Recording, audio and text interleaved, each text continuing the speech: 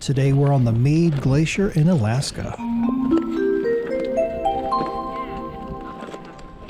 Welcome to episode 71 of the vlog from the Ovation of the Seas 7-night Alaska cruise that we did in August of 2019.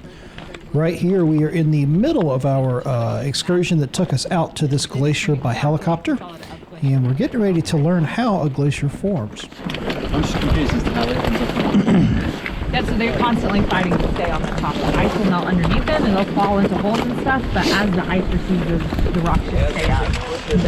The ice is really thick, so it's not going to work its way down into the ice at all. They stay up on the surface. So these little crevices, not little, some of the big crevices that we walk over, Yeah. can those happen like as we're walking? It's not that quick. You'll hear like a few pops and cracks and stuff in the ice, but the ice isn't going to just split out from underneath your feet. Yeah, it's slower than that. Okay. All right, so we're on the Meade Glacier. That's M-E-A-D-E. And it is part of the Juneau ice field. So have we been to Juneau? Yes. Yeah. Yes. So you probably walked on or at least heard about the Mendenhall or the Taku glaciers. Yeah, we tried to go. But you've heard the name. Yep. So those glaciers are also part of the Juneau ice field. This area is massive, and it's what we call the Accumulation Zone.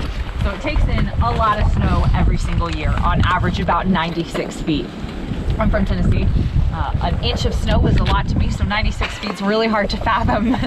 But that snow doesn't melt, it does stick around, and it piles up and it piles up, and then under its own weight, the snow condenses down into glacier ice. So it takes 100 feet of snow, 12 years to become just 1 foot of glacier ice. You all are standing on about 600 feet of glacier ice where you are. So it's a super slow process. The ice itself is extremely dense. When it condenses down under its own pressure, those water molecules get super close together. So there's no air bubbles, there's no dirt, literally nothing except for the water molecules themselves, super tight together. And so the ice itself is really dense, really pure. When light hits it, all the light rays are absorbed except for the blue light ray. The shortest is the only one that can bounce back, so that's what our eye picks up. So that's why when you're walking through these streams and stuff, you're seeing a lot of blues.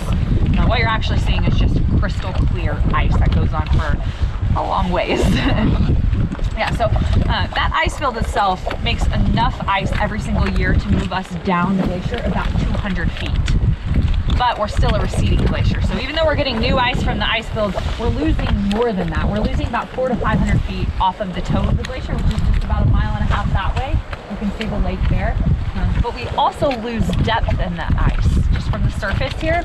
And there's 2 different ways that happens. The main one is sublimation, which is basically like evaporation, except for it's a solid going directly to a gas. It skips the liquid phase entirely.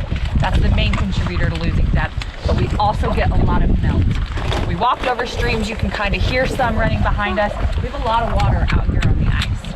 And when that melt water starts to flow down the glacier, it's going to take the path of least resistance.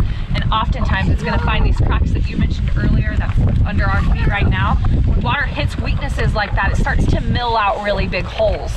They're called moulins, which is the French word for mill, not like that Disney princess, you know. So those moulins open up, and that's what we're looking for out here. You can see some really gorgeous blues. We're gonna cross over into the white ice up over that hill there and check out an insanely beautiful moulin, and it's a great spot for group photos. You guys wanna go check it out?